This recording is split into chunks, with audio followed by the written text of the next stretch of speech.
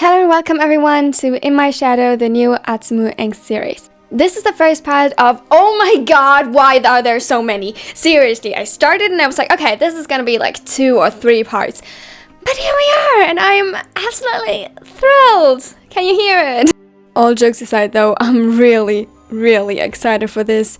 Writing this was a journey. It is based on this request, and oh god, let me just tell you, this was the first time ever that I cried while writing this story.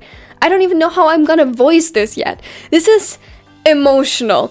Though, don't worry, the first part will be relatively harmless, and of course I will put content warnings if things come up. For now, let's get started, share my pain with me, and be prepared. The next part will hopefully premiere tomorrow.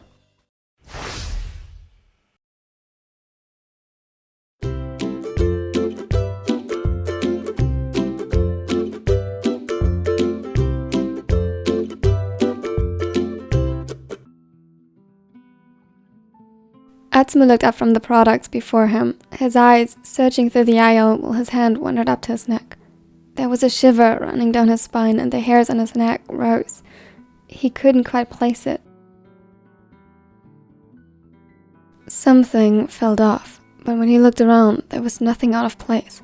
The groceries were still neatly stacked on their respective shelves, and aside from him, there was no one here. His eyes narrowed and he shook his head slightly. He was just driving himself insane at this point, and... Have you found? He yelped and dropped the package of noodles he had been holding. Kida looked at him confused, raising an eyebrow at his obvious shock, while Atsumu placed a hand over his heart in a dramatic gesture and over-animatedly caught his breath. Don't scare me like that, Shin. A small chuckle resonated in Kida's chest as he stepped closer and picked up the noodles Atsumu had dropped, before handing them to the blonde.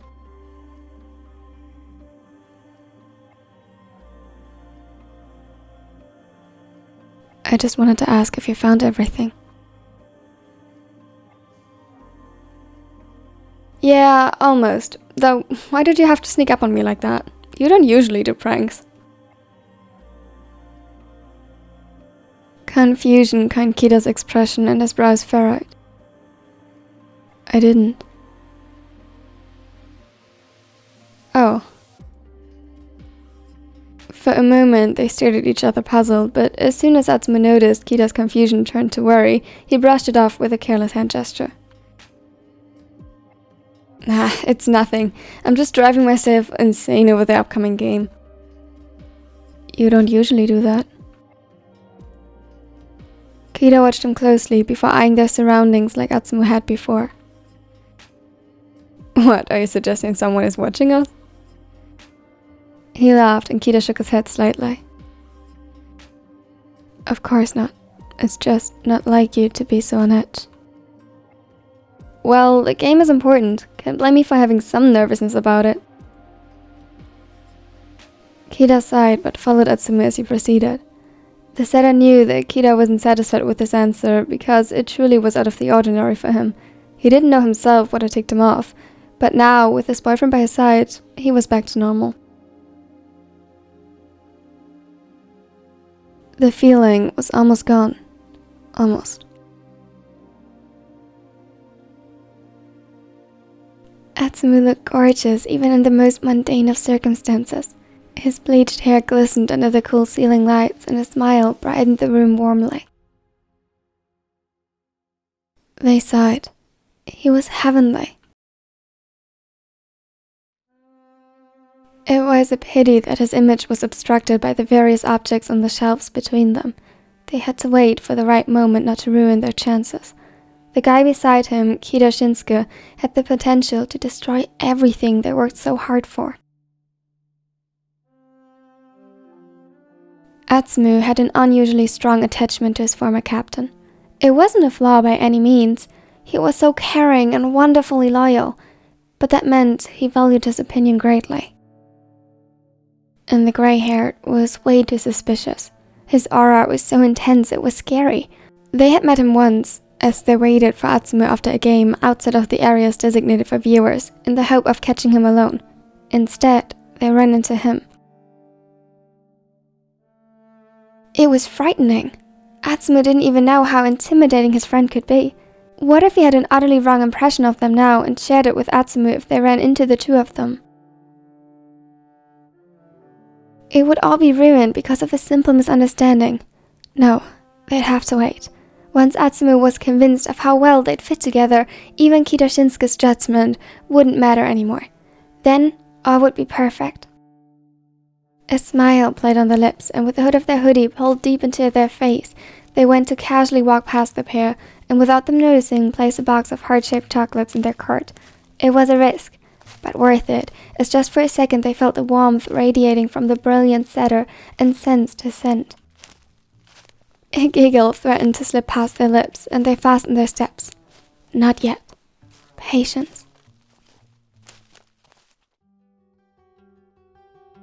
At home, while he and Kida sorted the groceries into the cupboards, Atsumu stopped suddenly.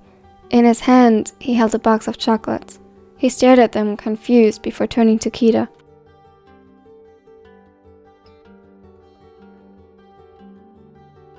I thought you didn't like chocolates. Has your taste finally changed?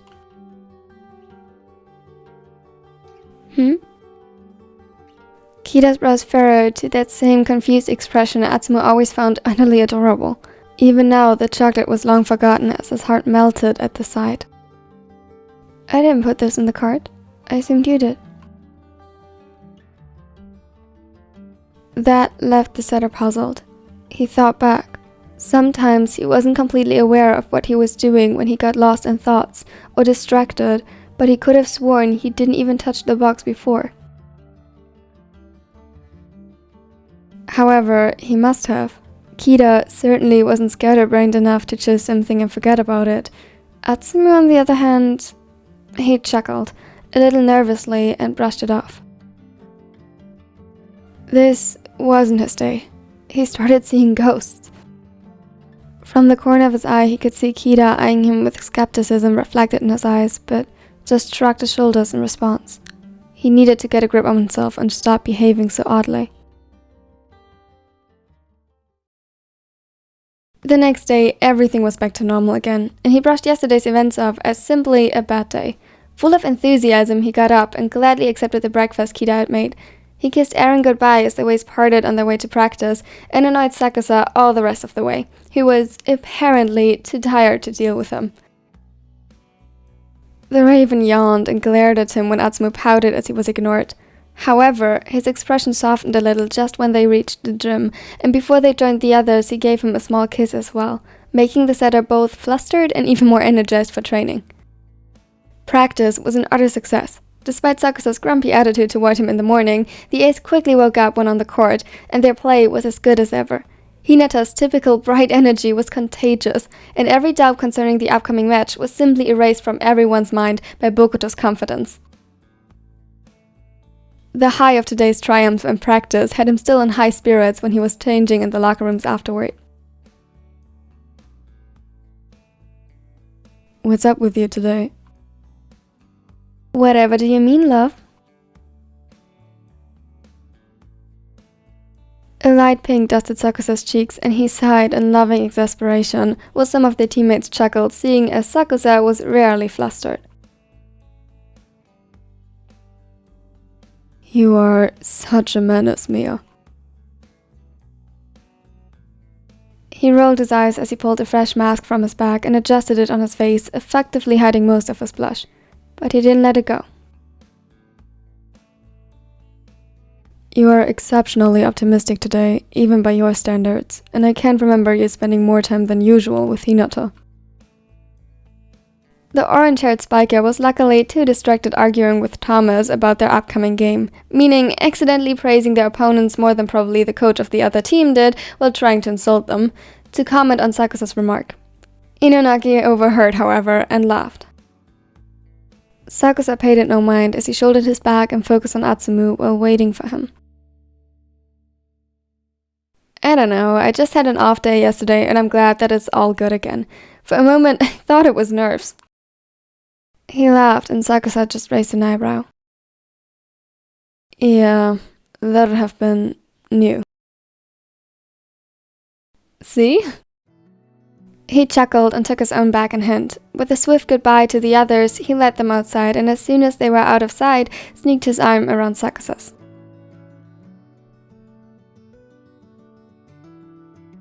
But you're feeling better now? The Ace always had a much easier time showing affection when it didn't lead to them inevitably becoming the center of attention, and let the setter lean on him as they walked to the train station.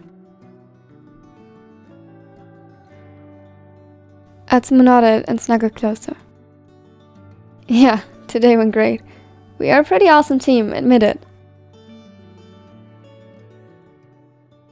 He teasingly grinned up at Sakusa, and despite the mask, he knew that the raven smiled underneath. It reflected in his eyes, which were soft with affection. I guess so. You guess? He rolled his eyes but didn't push him away. A comfortable silence settled between them as they walked, only interrupted by the occasional car and quiet background noises of the city. There were few other people around. It had gotten late and the gym wasn't exactly at the city center. It was calming. Atsumu enjoyed the closeness and let himself fall into the comfort it offered. Suddenly he stiffened. This unsettling feeling was back, like he was being watched. It was hard to describe and he wasn't even sure what had alerted him. He got goosebumps and shivered a little involuntarily. Atsu? He didn't look at him. Instead, his eyes searched his surroundings for anything that could have invoked his feeling, but nothing. All the other passerbys were focused on their way ahead or their phones in their hands. Nothing indicated that any of them even acknowledged their existence. Still, Atsumu couldn't shake the unnerving sensation at his back, but even when turning around, there was nothing. Sakusa eyed him with skepticism reflected in the dark eyes. His hold on Atsumu tightened a little as if to ground him in the presence, and he followed his gaze. There's nothing. I know, He grew increasingly frustrated with these instances of unease. He just couldn't figure out where it was coming from. I could have sworn there was something. Sakusa frowned but urged them forward. They fastened their steps, if only to quickly return to the comfort of well-lit train compartments and the safety of their own home. But even when the door closed behind them, Atsumu couldn't shake off his unrest. This wasn't funny anymore. Sakusa noticed too, and after they took off their shoes, he gently reached for Atsumu's arm and soothingly rubbed over his tense muscle.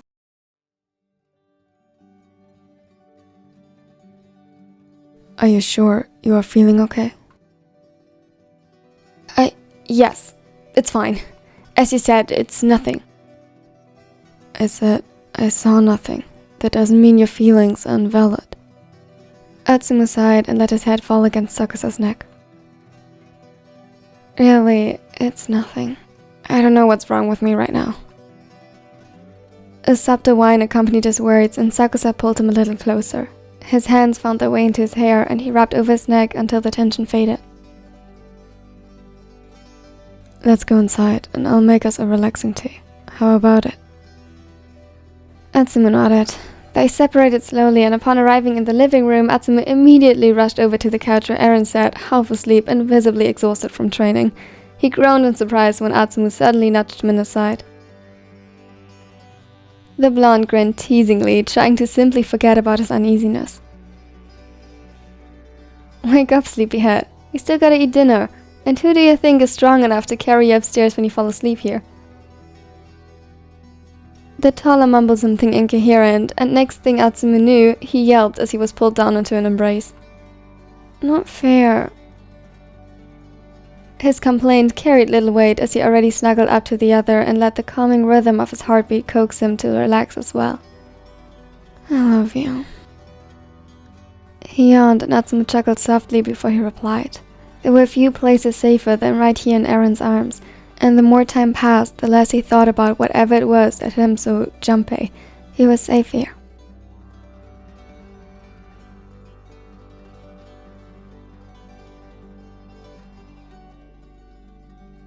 Thank you so much for watching till the end. This was obviously just the first and most harmless part. We'll get to the rest. We'll get to the angst. If you liked it, please remember to leave a like and to subscribe if you don't want to miss out on the next parts of this series. This one was still not recorded with my phone because I still don't have it back, so I'm sorry if the quality of the video is lacking a bit. I hope it was still enjoyable. Please rewatch some of my content so that I can pay for the repairs. Special thanks to my nerd and echoes. You help this channel out so much. Thank you so much. Now, this video was obviously based on a request, so if you also have one, the request form is in the video and channel description. The next part will premiere hopefully tomorrow, and until then, here are other videos in the end card for you. Bye! Have a great day! Step 2, get some good, some food in you. Step 3, think real hard about what you want to be. Step 4, everybody just do your thing. Wake up, today's gonna be a good day.